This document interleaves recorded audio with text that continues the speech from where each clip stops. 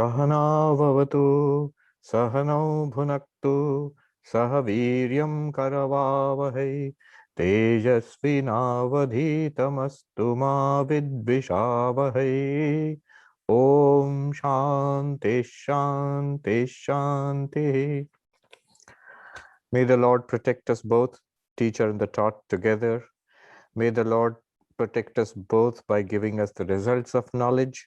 May we attain vigor together. Let what we study be illuminating. May we not cavil at each other. Om, peace, peace, peace.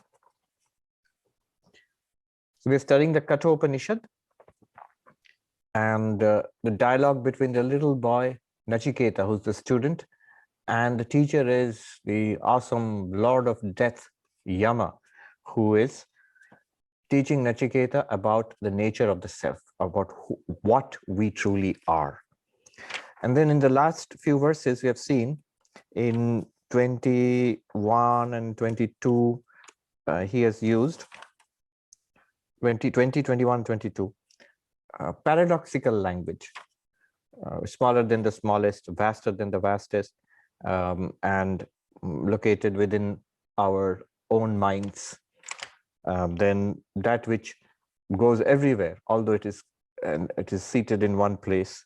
When it lies down and it spreads everywhere, who can know this this extraordinary entity, which is with joy and beyond joy also, Madamadam Devam. It is without a body, and yet it is existing in our bodies, within this very body, this vast self.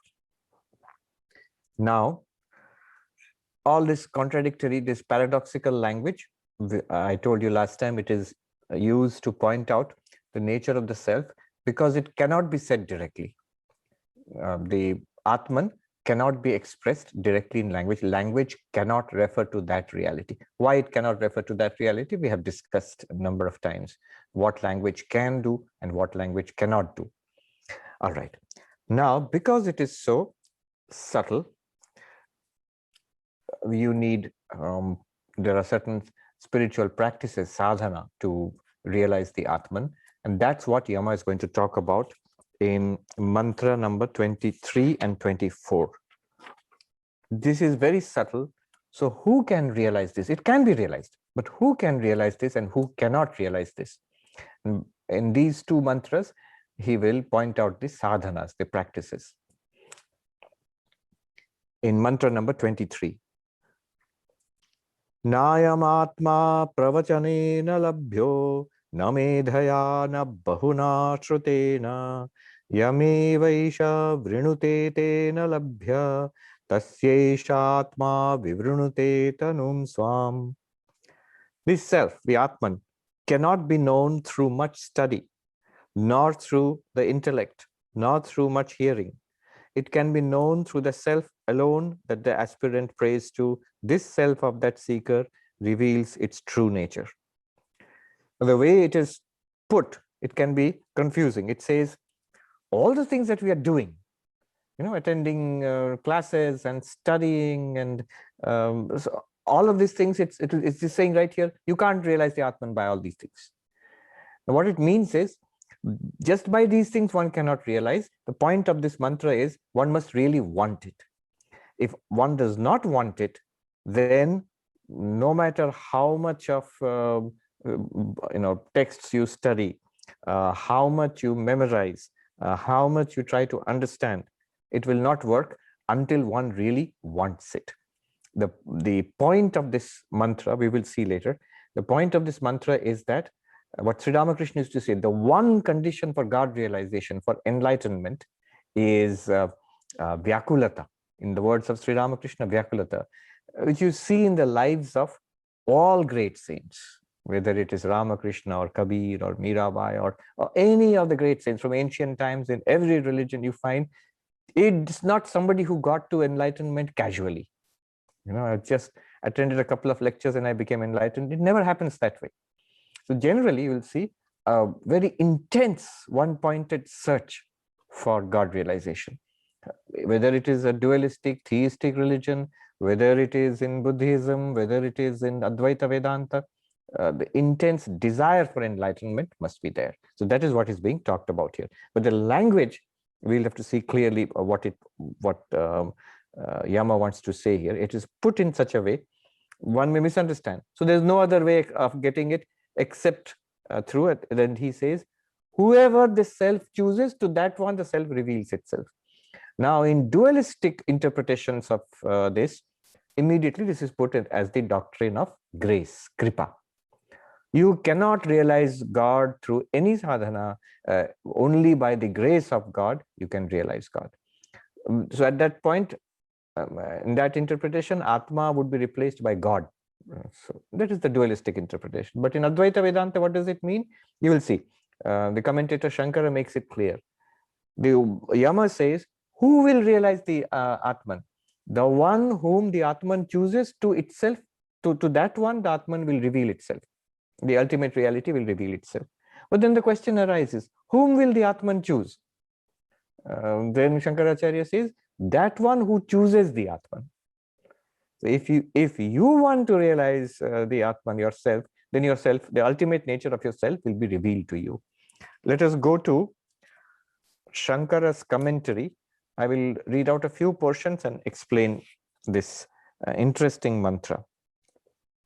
If you just read about it, it will seem that pravachana, by talks, classes, medha, by intellect, shravana, by hearing, the shravana, manana, nididhyasana. It seems to say by none of these you can realize God, or you can become enlightened. But this is what we are trying to do.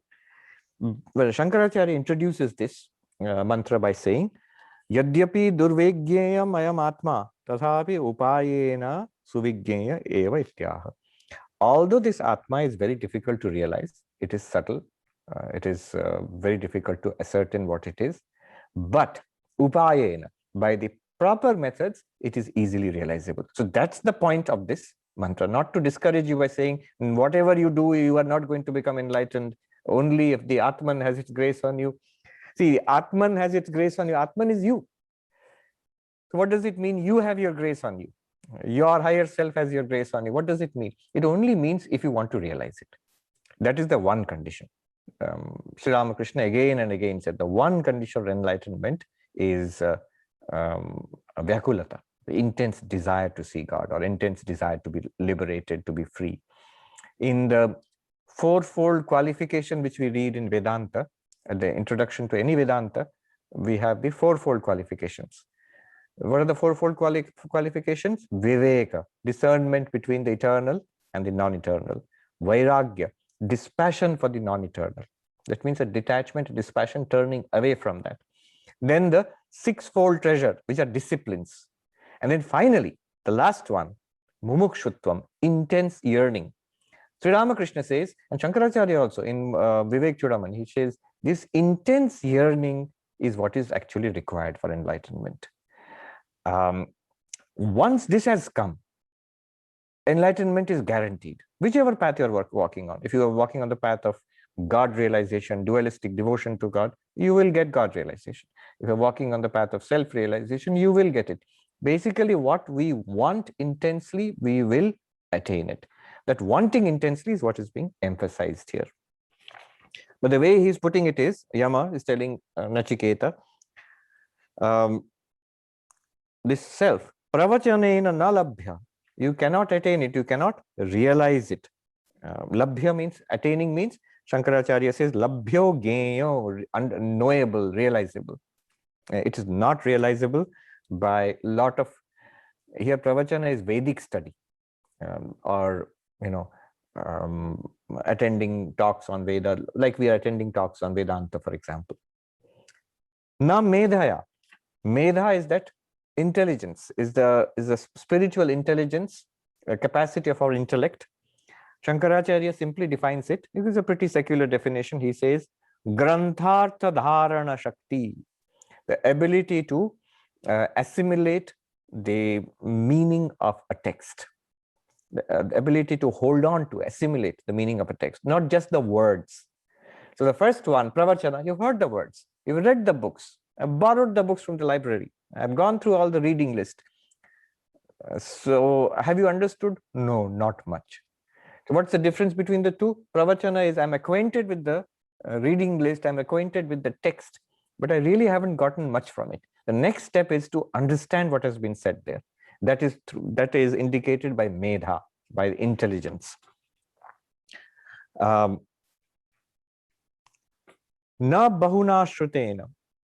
Na bahuna shrutena kevalena. That means Shankaracharya says the shravanam, the systematically studying Vedanta texts. If I keep on doing it, will I become enlightened? No, not even by that.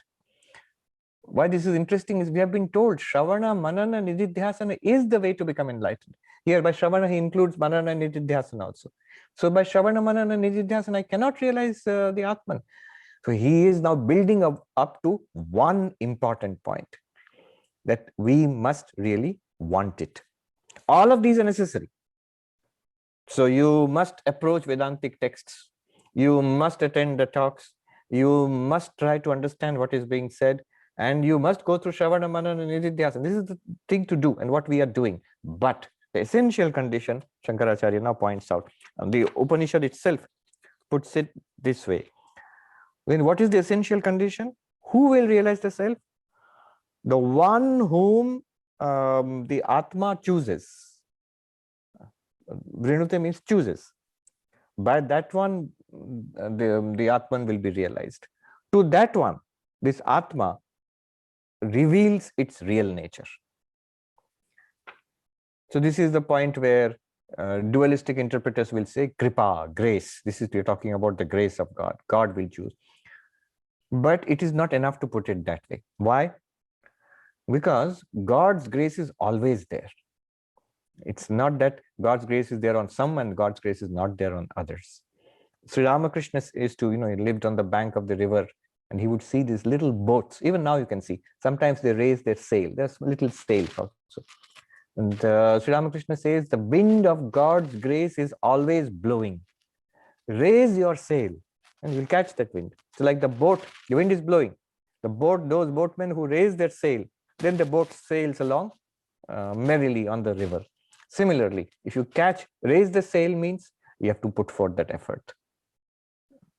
And raising the sail here would mean all of these things. Shravana, Manana, Nididhyasana, all of this will be included. Now, here Shankaracharya says, Swatmanam esha sadhaka vrinute prarthayate. So whom that the sadhaka, the spiritual seeker, wants it. Swayam atma labhyo gyayate evam ityetat. So the Atma is realizable by that one. By whom? Not by the one you see, just by the Atma chooses. It doesn't make much sense because Atma is your own self. It's always there, always shining forth. We must want it. And then Shankaracharya makes a comment. Nishkamasya Atmanam eva prarthayata. So he says, Nishkama, the one who has turned away from worldly desires. The intensity of desire for God realization is inversely proportional to our pull towards the world.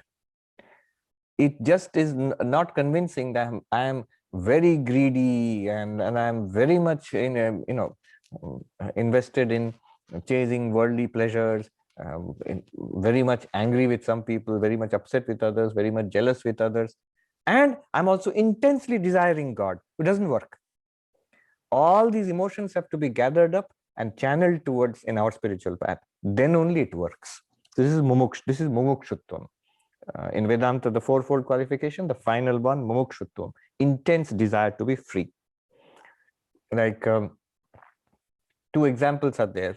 One is Sri Ramakrishna himself is to give that example. When the disciple came and asked the Guru, why am I not realizing God? Why am I not being enlightened?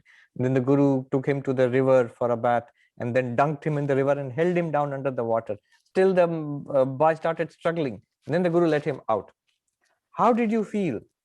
And that boy said, I would have given anything for one breath of air. He says, when you feel like that, for God realization, you will surely attain God realization. So that's an example.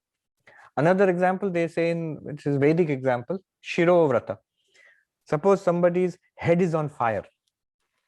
Now you're running around, that person will run around to find any water and jump into that water to douse the fire on the head, which means such an intense desire. The world is such a problem for me. Samsara is such a problem for me. Suffering is such a problem for me. I want to get out of it. Now, who will feel like that? Person who is suffering very much? Not necessarily. A lot of people are suffering very much. Deep suffering is there, but they don't want to get out of it. They want that suffering to be solved. Somebody is in great financial difficulty, in debt, and I'm going to commit suicide because of the debt. I can't pay up the debt. If somebody comes and pays up the debt, very good, done, no problem. Now, will the problem arise? The question arise, why was there so much suffering? Then the samsara is full of suffering. What is the solution to all this? No, no, no. Once the debt has been paid off, my problem is solved. I'll go on with the same thing again. And so for everything, illness is there. I'm sick. Now, illness is natural. Ultimately, the body is prone to illness. How to realize my existence, that I am not the body, not the mind? That question does not come up. What comes up is, how can this illness be cured? Whether I go to the doctor or whether I go to God, my question is not enlightenment. How can the illness be cured? So we want worldly solutions for worldly problems. It will go on like this. It will never be totally solved or at any deep, profound level. Look at the Buddha. The Buddha, just by seeing suffering all around, he was not suffering. He was having a wonderful time. But just by seeing suffering all around, he realized the inevitability and the ubiquity of suffering. And then he wanted a solution for it. Is there some deep solution which can take us beyond suffering? That is the real inquiry. That is mumukshutvam. The great desire to know what is beyond all this, jigyasa, Brahma jigyasa, the inquiry about the ultimate reality. When Narendranath was going around and asking people about God, he seriously meant it. It was not a casual question. He was like, if somebody could give me a convincing answer to my question, I will throw in my entire life there and try to realize. And that's what happened when Sri Ramakrishna convinced him. God exists. God can be experienced. And I will show you how God can be experienced. So Narendranath did not just say, okay, now I've got my answer, bye. No, he threw his life into it and he was transformed into Vivekananda. So that is mumukshutvam. That is real jigyasa, not just a curiosity. So he says, nishkamasya, and that can happen only when one has a certain amount of detachment from the world. Otherwise, suffering will only let us, will struggle, will try to solve that suffering and jump back into the world the moment the suffering is reduced.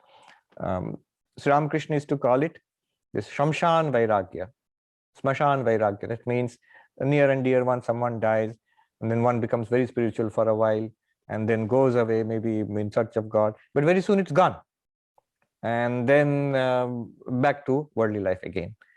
So that Vairagya, which comes after a shock, it may lead to permanent interest in spirituality, or it may not. But it should be permanent. Otherwise, one cannot realize the Atman. So Shankaracharya says, Tasya atmakamasya esha atma vivrinute prakashayati paramarthiki tanum swam swakiyam swa yathatmyam ityartha. So to that one who is atmakama, what does it world? Not world kama, not desiring worldly things, but atmakama, one who wants to realize, intensely wants to realize. The one who wants the Atma, to that one, the Atma reveals itself. What does it mean, reveals itself? Atma means self. The self is always revealing itself. I know that I am the self. I am. I know this. All of us know that I am. But he says paramarthikim, its absolute nature, not this relative body-mind nature. This body-mind, I am this individual person, everybody knows. Nobody has to be told this.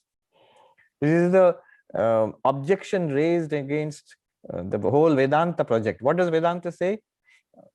Inquiry into the self. And what will be the result? You will solve all your problems. The immediate objection will be, first of all, what do you inquire into? That which you don't know.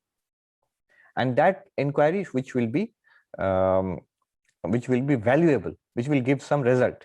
So the Purva Paksha, the objection is against Vedanta. Both of these conditions for inquiry are not fulfilled. What are the two conditions for inquiry? One, I don't know, so I would like to inquire and find out. Second, that it will be of some use. Well, both of these conditions are not fulfilled for this Atmanusandhana, for self-inquiry. Why? I know myself. I know. I may not know many things in this world, but I know that I am Sarvapriyananda. And I can tell you many things about myself. I can bore you endlessly by talking about myself. So I know who I am. That's number one. Second one, and by knowing myself, nothing much has happened. I'm still the same person who's suffering. So that inquiry is useless, which does not give any result. I already know who I am, and that knowledge has not helped me at all. The answer to that will be, you do not know who you are. Vedanta says what you think about yourself, that I know myself, is only surface knowledge, is only fractional knowledge, only a very limited knowledge, and ultimately it is false. It is wrong knowledge. You are taking what you are not to be yourself. It's not just a claim, we can demonstrate it. Not very difficult to demonstrate, can be demonstrated. By the neti process will be demonstrated what I took to be myself. I was completely convinced this is who I am. I did not give it a second thought. Vedanta forces us to give it a second thought. Take a look. What you think to be yourself is not you. You are not the body, not the mind. You are awareness. You are the witness consciousness.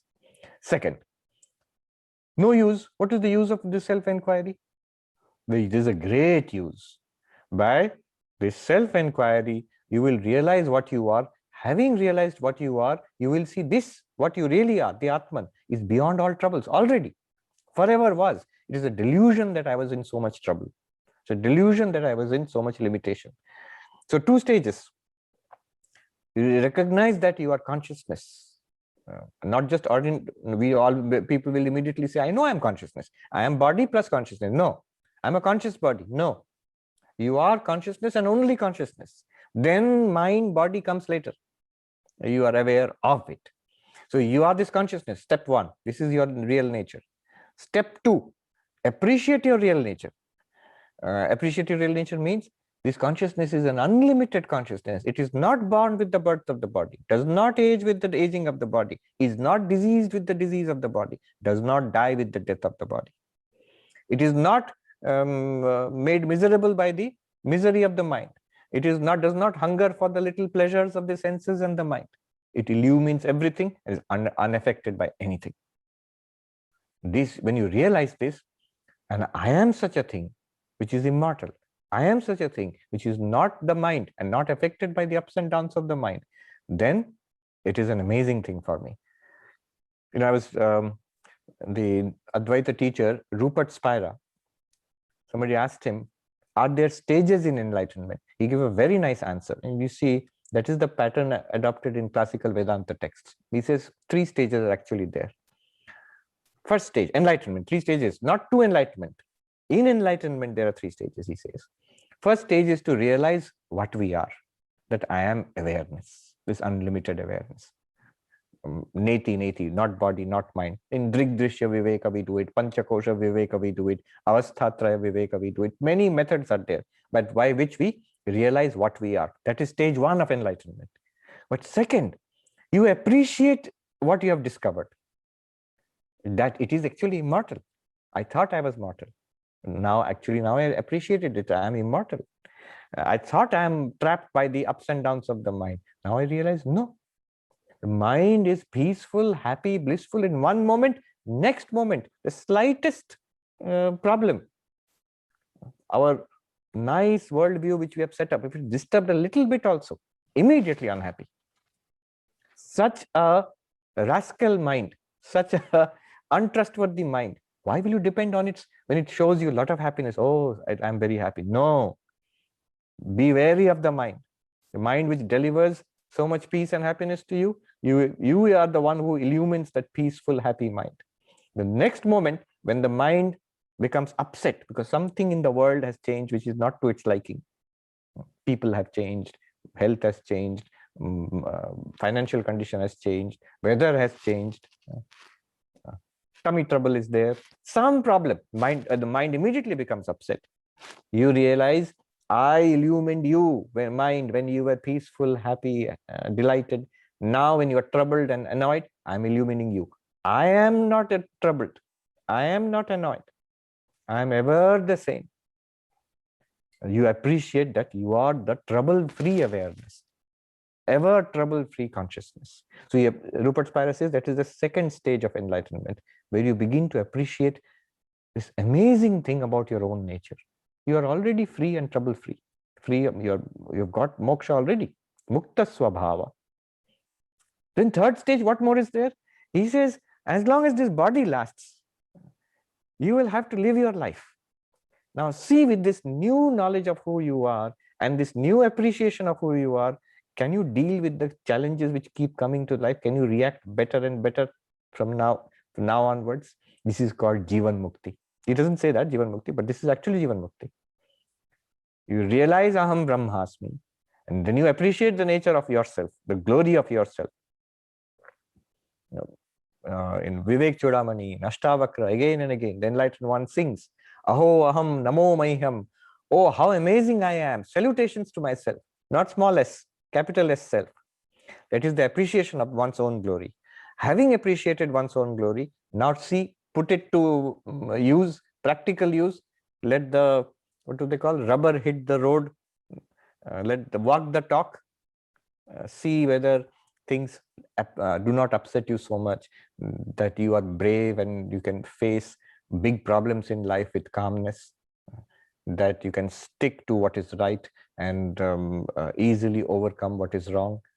All of these things, the characteristics of Sthita Prajna, are they coming into my life?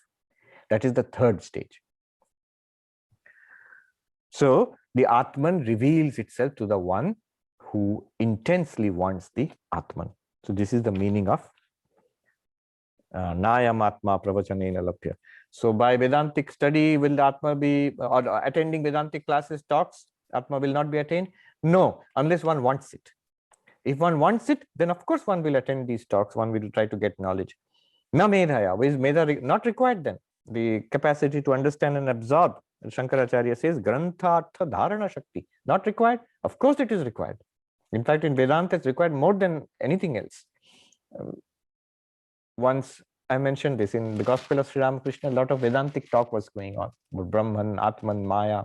Sri Ramakrishna listened very carefully and then he said in Bengali, Kothagulo bhalo, dharana hawa chai. This talk is good, the words are very good, but there should be dharana, assimilation of what has been taught, that it becomes a reality for me. I can hold on to it. I can live my life, not just words. So medha is very much required. Shravana Manana, he says, na bahuna shrutena, not by a lot of Shravana. So Shravana is not required. Yes, it is very much required. But all of this follows the essential condition, I really want enlightenment. Then all of these will work.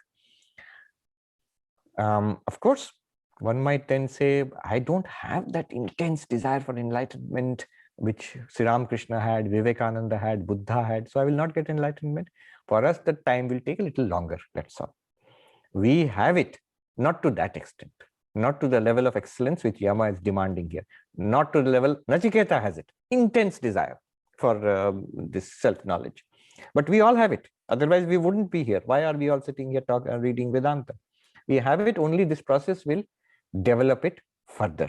This, what we are doing, Shravana, Manana, Nididhyasana, will increase our mumukshutvam, increase our intensity to know. Yeah, and I also pointed out that those who want to interpret, want to bring in grace, they bring it in at this point, because the language is very much suitable for interpretation as grace. By the grace of the Atman. Of course, by the grace of Atman doesn't make much sense. So by the grace of God, one becomes enlightened. And that definitely makes sense. Only, as I said, grace of God is always there.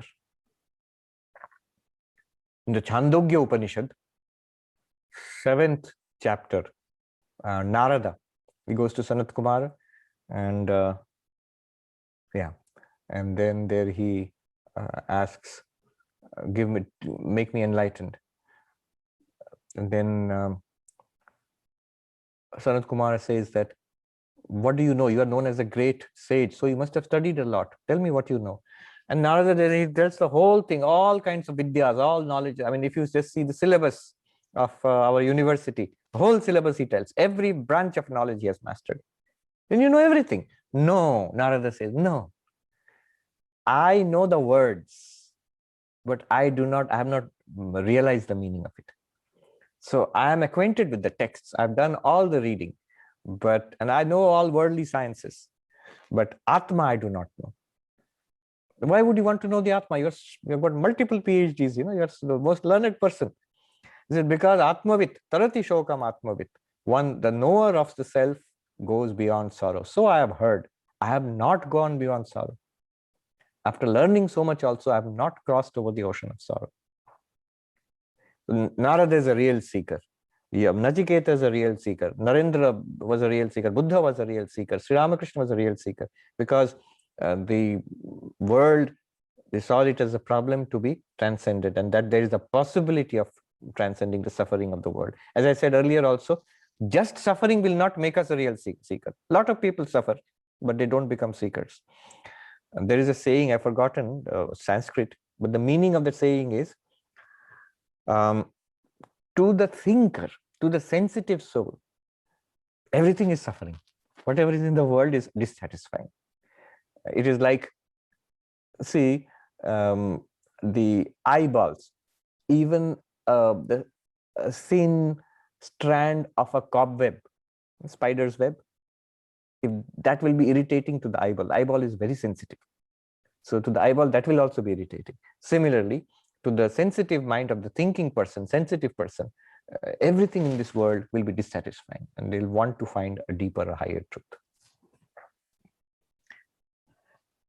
What other qualifications? So we understand. We have the takeaway from this is you need intense desire for enlightenment. Good. What else? What else do you need? Next. All the other qualifications are being mentioned here. 24. Na virato duscharitan, na shanto na samahita, na shantamanaso vapi, prajnanenainamapnuyat. Let me read out the translation given by Gambhiranji.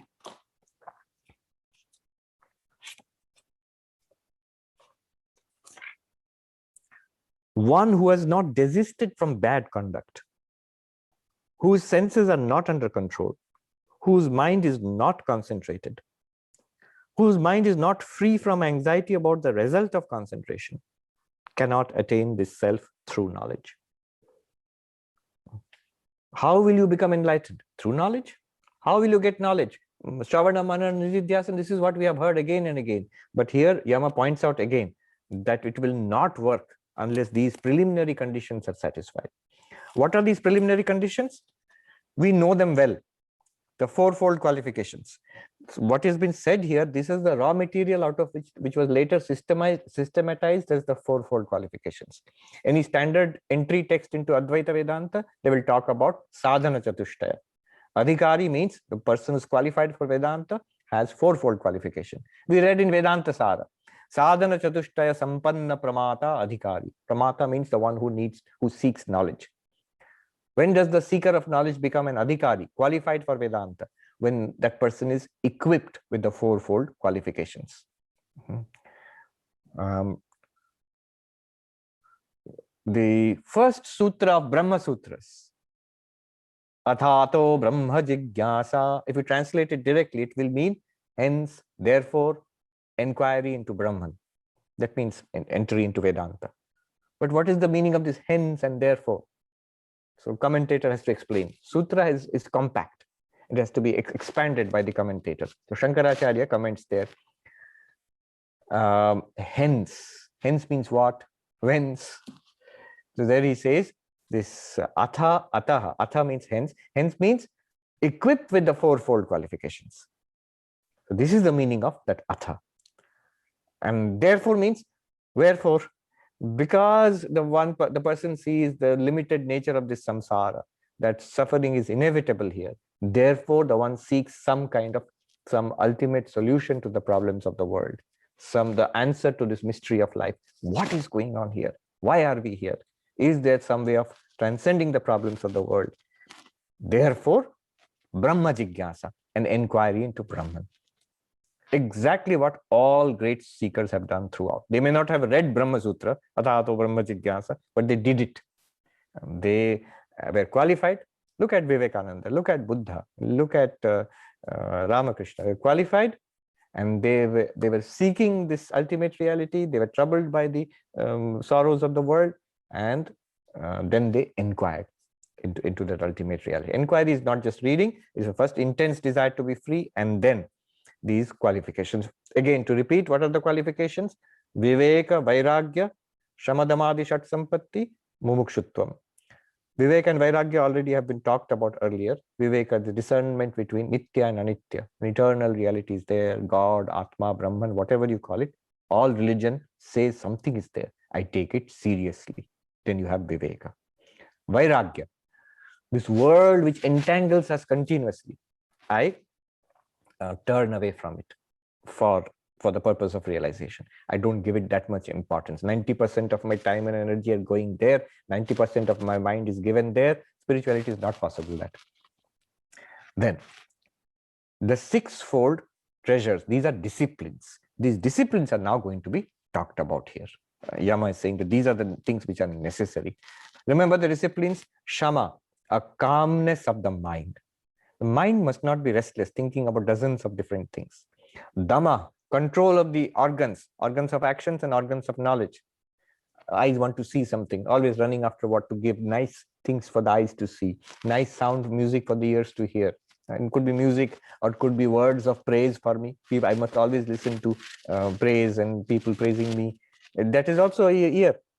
Tongue, always seeking nice, tasty food, what the tongue wants.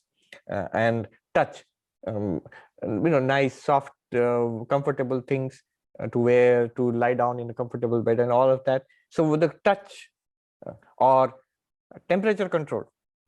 I again and again hear that when people go to India or go back to India, how uncomfortable it is. It's not as cold as it is here in New York, but we always feel cold in India. Why? Because whatever is outside is also inside. If it is 40 degrees outside, it's 40 degrees in your house. It's 40 degrees in the bed also, Fahrenheit. So that's because we have become used to comfort.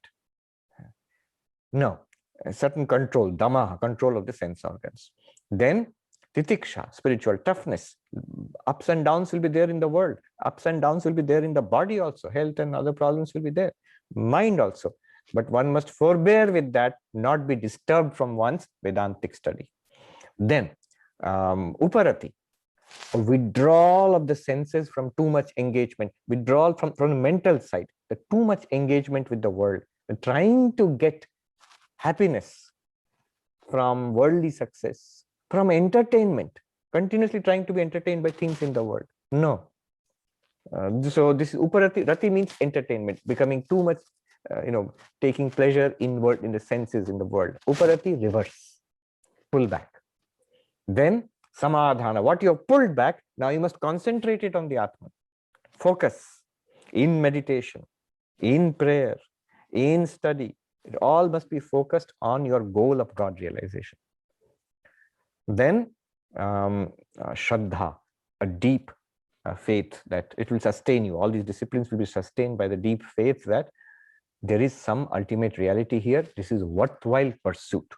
It's a worthwhile pursuit. Something, the best thing, best adventure that a human being can engage upon is this adventure to realize the ultimate reality. It is possible. Once I realize it is possible, why should I not pursue it? It is the greatest thing that there is in life. So Shraddha. Now, this we have seen when we study Vedanta, you see this again and again. Every text will tell you this.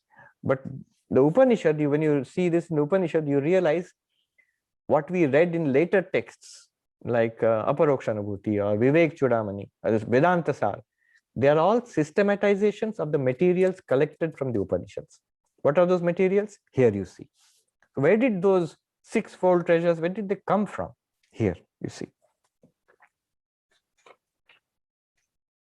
First, na virata duscharita. Shankaracharya says duscharita, immoral action, immoral behavior. And then he describes what is duscharita. Pratisiddha, Shruti Smriti Vihita. So Shruti Smriti Avihita, Avihitat Papa Karmana.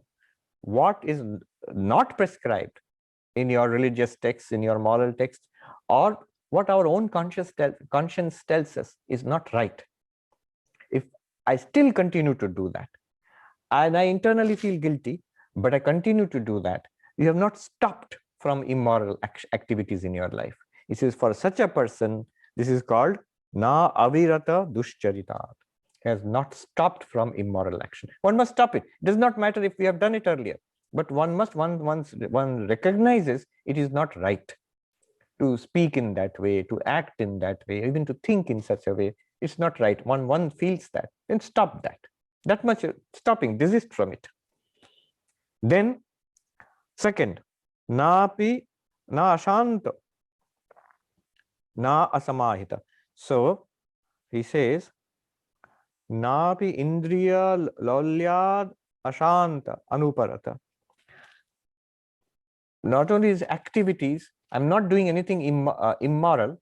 Everything what I'm doing is accepted by society. Society gives a tick mark to it, that it's all right, nothing wrong in it.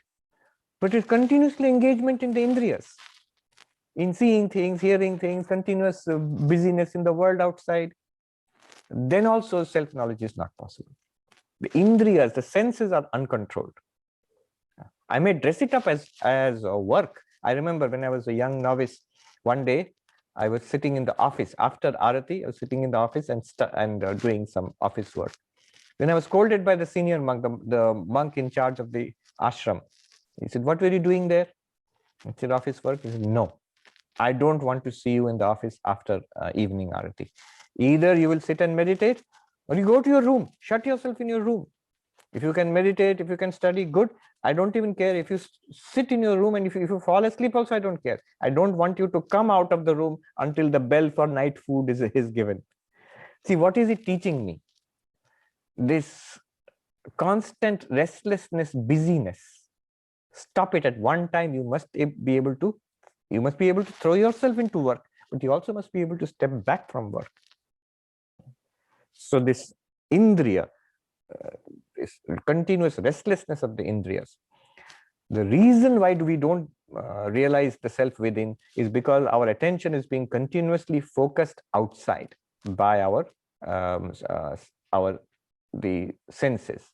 The senses are turned outwards. You see, what was the mantra? The senses, Swayambhu, I forget the mantra, very famous mantra. The Lord has damaged our senses because they have made our senses outward flowing. Paranchikhani vetrinat swayambhu, tasmat param pashyati nantaratman. The senses, the entire sensory system has been turned outwards. And of course, it has been turned outwards. The senses are meant to help us to see, realize the world. They have been turned outwards, but the problem is because of that, such a powerful system, our limited attention is continuously flowing out through that. And therefore, we do not see the inner reality. Inner reality means the consciousness which is lighting up the mind, and through the mind is lighting up the senses. That consciousness is not, we are not attending to it. So second thing is the senses must be withdrawn. Then the mind, even if the senses are withdrawn, I may not be doing anything wrong.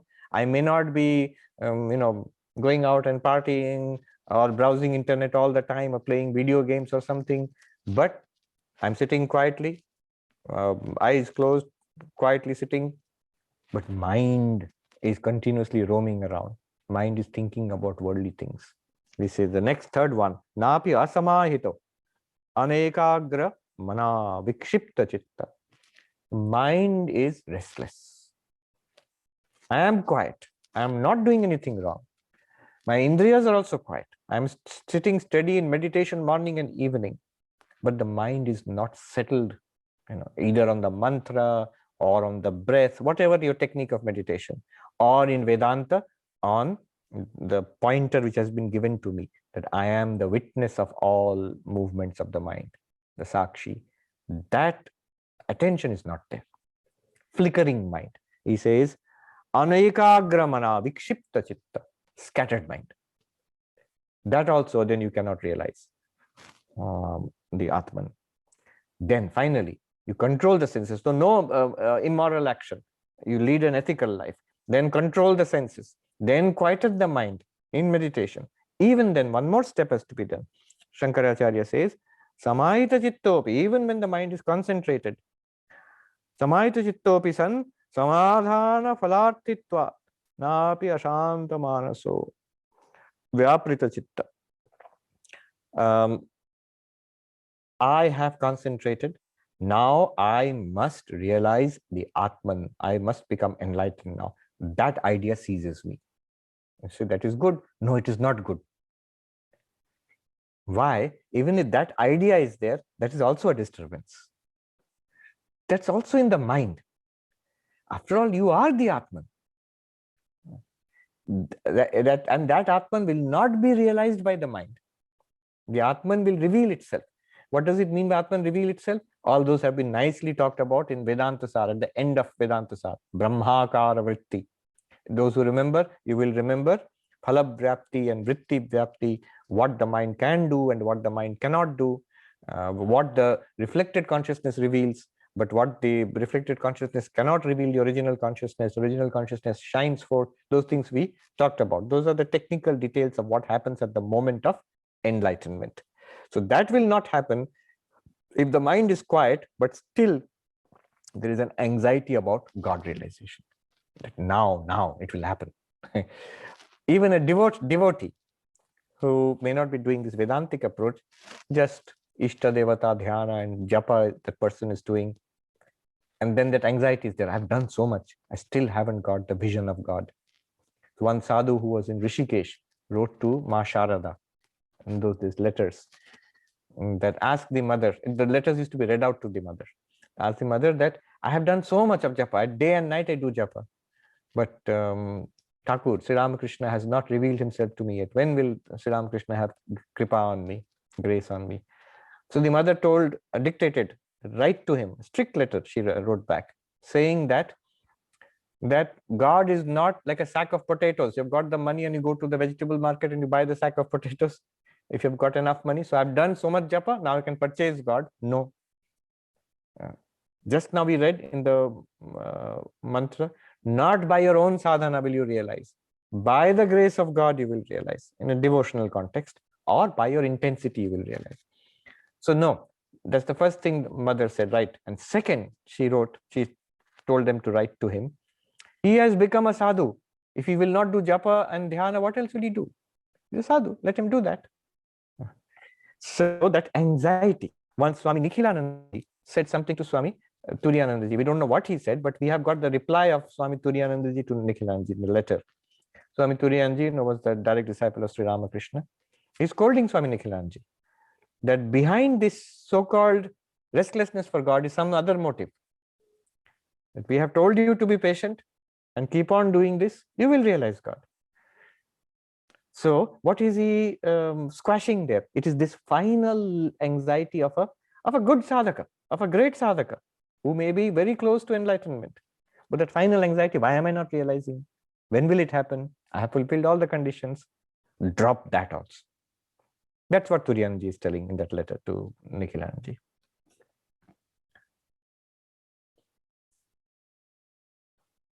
Then, once one drops that, then one will realize. Then he says, Prajnanena enam apnuyat. You realize by Prajnana means that Brahmakara Vritti, Aham Brahmasmi.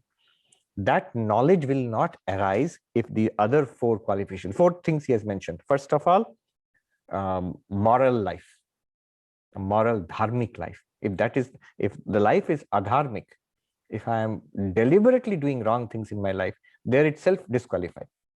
Second, I am following an ethical life as far as I can. Second, senses are scattered, restless. I remember once we were studying Vedanta, and senior Swami was there, and we used to sit on a mat on the floor. And one brahmachari was sitting, a friend of mine, and his leg was on his lap, and with his foot, he was moving his foot like this. And the Swami said, "Stop! What are you doing?" There's even little restlessness shown in the body. It shows some restlessness in the mind. So restlessness of the sense organs and motor organs. Calm it down. I was reading some of the old teachings 500-600 years ago, Gorakhnath in the Nath Sampradaya. So in the old Hindi, hadbada na chale, hadbada na bole. There should not be restlessness in your walking, restlessness in your talking. Then, nashanta manas. After the senses are gathered and quietened, the mind also should not flicker. The mind also should not dwell on things, continuously flow out on things other than the self or the Ishtadevata. And finally, fourth condition, that very subtle point in which the mind is gathered, I must realize God. Drop that. Of course you will realize God, but don't keep thinking about that. So it's a very subtle instruction. This applies only to advanced seekers. All right. Then pragyane. Without this pragyana, by knowledge, one will not attain the Atman. But when these conditions are satisfied, then knowledge will arise, and that you will realize. You will definitely be able to realize that you are Brahman. Now Yama concludes his this particular section by talking about the nature of the ultimate reality. 25th verse, 25th mantra. Yasya brahma cha kshatram cha ubhe bhavata odana mrityuryasya upasechanam ka ittha veda yatrasa. So nice mantra, a little mystifying. What he says here is, let me give the translation by Gambhiranji. How can one know thus as to where this self is, for which self both the Brahmana and the Kshatriya become food, and for which death takes the place of a curry? So now we have lunch coming up. What Yama says here is, look at the glory, the awesomeness of your own self. What is the awesomeness of your own self? It says, the Brahmin and the Kshatriya are like rice to it. You know, like lunch, you eat rice. Odana means rice. The Atman eats it up. We'll see what it means later. Let me give the literal meaning first. Ubhe bhavata odana. And mrityu, death. I myself, Yama says, I myself, I'm death. I bring an end to everything in this universe. I am not even rice. I'm like a curry. I'm like a pickles. I'm like sauce. I'm like a savory thing, which is like a side dish. Such is the Atman. Such are you. And is it easy to realize this? Who can realize this? Who means one who has not got these qualifications. One with these fourfold qualifications will realize, will become enlightened. One without the fourfold qualifications will not become enlightened. This is the point. Now, why this language? Why suddenly Brahmin and Kshatriya? So what he means here is this. The Brahmin is the one who teaches, who is at the top of society, who teaches spirituality and religion and morals, and who teaches knowledge to society. That one. And Kshatriya, who protects society. So these are the most privileged elite sections of society. By them is indicated the rest of society, all human beings. And by that is indicated all animals and plants, all living beings, indeed all of the universe. So this is an indication for everything in the universe. All of samsara, all of the universe is like rice eaten in lunch as you eat it up. What is the deeper meaning of this eaten by the Atman? It means Atman is the cause of everything, is the reality which manifests as everything. How do you get that? What eats up? The cause eats up the effect. What do I mean by it? When the pot is broken, clay pot is broken, what remains? Clay. When the wave which arises in the water subsides, where does it go back to? Water. It arose in water. It was water also when it arose, and it went back, only water remained. Gold, ornaments, if you melt it down, what will remain? Gold. So in that sense, the clay is eating up the pot because it has disappeared into clay. The water is eating up the waves, and gold is eating up the ornaments. In that sense, it's disappeared back into its cause. The Brahmin and the Kshatriya and every section of society and all living beings and all non-living beings, entire universe is eaten up by the Atman, means the Atman is that from which all of them have come. Second, I was mentioning Brahma Sutra, the second sutra of the Brahma Sutras, Janmadhyasya Yataha, the birth, etc. of the universe comes from which? That is Brahman. Asya Jagata Janmasthiti Bhanga Yasmat Tad Brahma, of this universe, wherefrom it arises, in which it exists, and into which it disappears, that is Brahman. It's like saying, wherefrom this wave arises, in which the wave exists, into which it disappears, that is not Brahman, Atma, water. Similarly, the Atman, it eats up everything, means that it is the source of everything. All of these are appearances in the Atman. We do that. Our dream universe, when you wake up, don't you eat up everything in your dream universe? Everything in the dream universe is eaten up by you. Sureshwar Acharya, in one of his verses, he says, what is the characteristic of the enlightened one? The enlightened one can eat up the entire universe. The whole universe, the enlightened one can put in his belly. You put the universe in your tummy?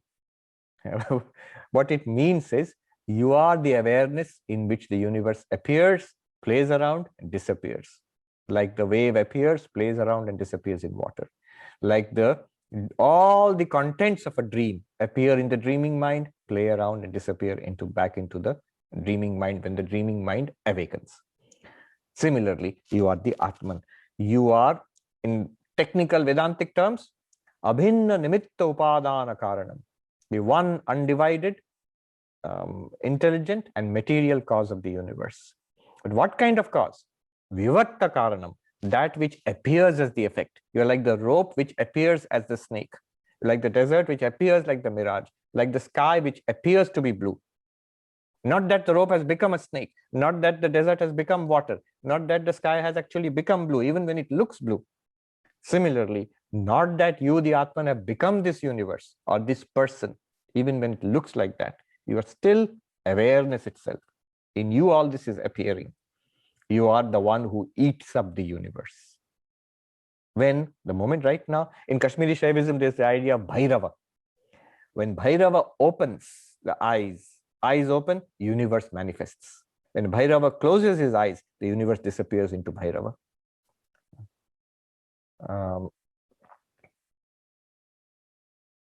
Bharanath, Ravanath, Vamanath. The Bhairava is the one who literally vomits out the universe, who sustains the universe, and then dissolves it back into oneself. Who is this Bhairava who can do this to the universe? It's you. It's consciousness. How does the Bhairava do that? Karana Drishti, Karya Drishti. What is Karya Drishti? When the eyes are open. When you see the table, you see the chair, you see the wave. What is Karana Drishti? When the eyes are closed, means with the eye of knowledge, you see the wood, which is appearing as the table and chair. You see the water, which is appearing as thousands of waves. Similarly, Karya Drishti, Bhairava's eyes are open, you see a world, body, mind, world, individuals, samsara. Karana Drishti, you turn it around, you see awareness only, in which names and forms are playing around. This is the opening of the eyes and closing of the eyes. This is the eye of knowledge. Closing of these eyes means opening the eye of knowledge, by which you reduce this universe to its reality, its consciousness. Here it is called eating up. The Atman eats up the universe. And Mrityu, time itself is nothing for it. So space and time and causation, time, space and causation, Maya, is nothing for it. It's just a tasty sauce, or upasejanam means curry or a sauce, with which nicely you can mix up the rice and eat it up. So this is the meaning. Who can realize such a self? Is only one who has got those qualifications which I mentioned. Oh, Nachiketa, beware. Only because of those qualifications you are able to realize. The one who is not qualified by like you, and that one will not become enlightened. Again, in another way, Yama will go on with the teaching, the next section. Let me quickly look at the comments here. Sean Lee says, when can one understand that he or she is spiritually enlightened? No problem at all, because the Sri Ramakrishna says, your Your enlightenment itself will show you that you're enlightened. He gives a rather crude example. The little boy asked the mother, "Mother, when it's time for me to go to toilet, you wake me up." The mother said, "Don't worry. Yeah, the feeling of going to toilet itself will wake you up from sleep. Don't worry about it." Similarly, you don't have to be told that you're enlightened. You will see for yourself. But one good test is, what is the promise? That you will go beyond sorrow, you will attain fulfillment. You check for yourself. Have I gone beyond sorrow? Have I attained fulfillment, unshakable fulfillment? Have I gone beyond sorrow? Yes, then you are lucky. No, then some more work is remaining. Gaurav says our attention flows outside. After understanding Vedanta, I'm bringing that attention to awareness. Being aware of being aware. Is that what is meant by one's choosing self? By word yearning, I get sense of lack. But understanding Vedanta, I'm going to back awareness, knowing that I'm ultimately don't lack anything. It's correct. However, the more important thing, more important than bringing attention to awareness, is realizing what I am not. Because bringing attention to awareness can create a problem. The awareness which you are supposed to attend to is not an object. You cannot attend to it. You have to realize that everything that comes to your attention is not I. That alertness is required. So every problem that comes to me, how do I apply Vedanta to understand that problem and see that it is an object, it's a drishya, and I am the unaffected witness. Don't try to make the witness an object.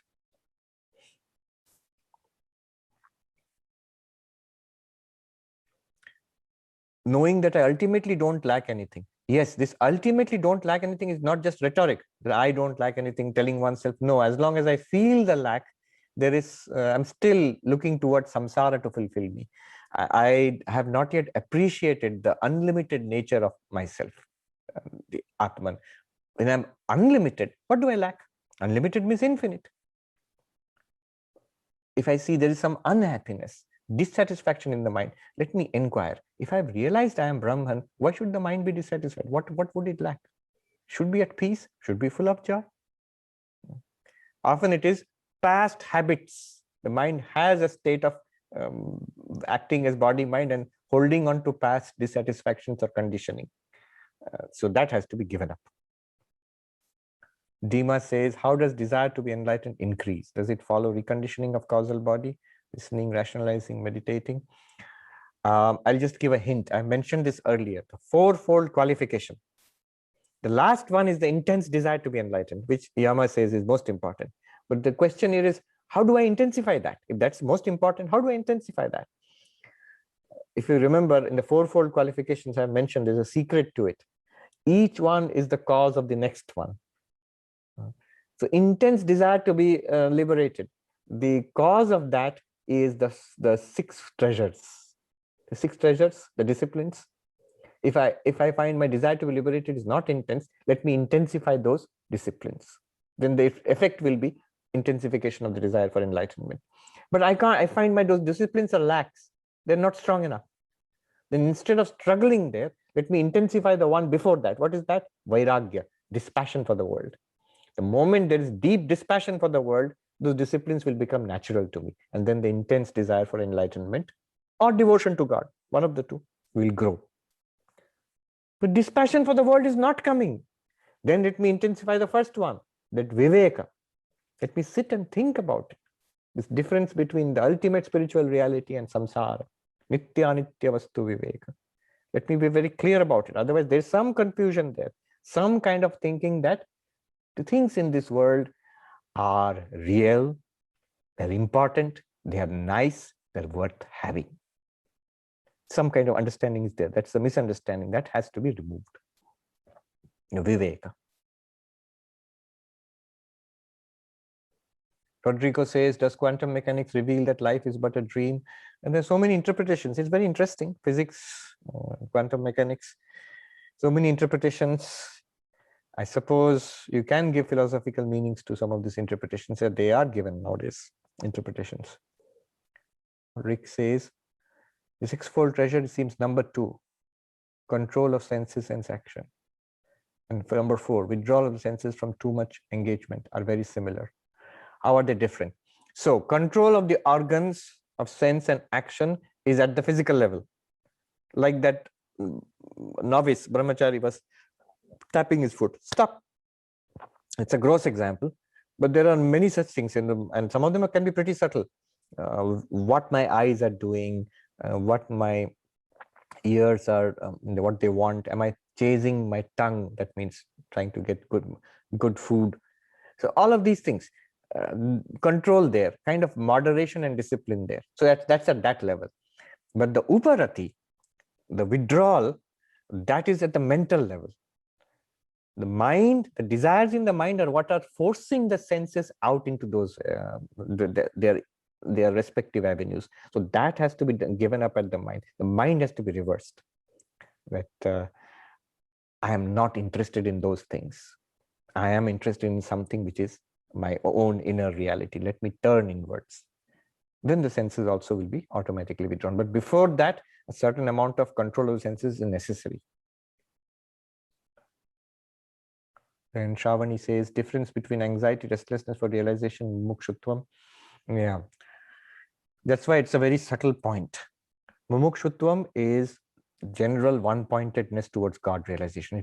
It will color your whole life. I want God realization. I want enlightenment.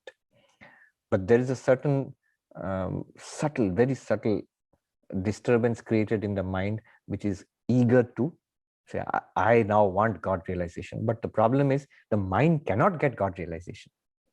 The mind cannot get Atma Jnana. The Atman is revealed in the mind because the Atman is Swaprakasha.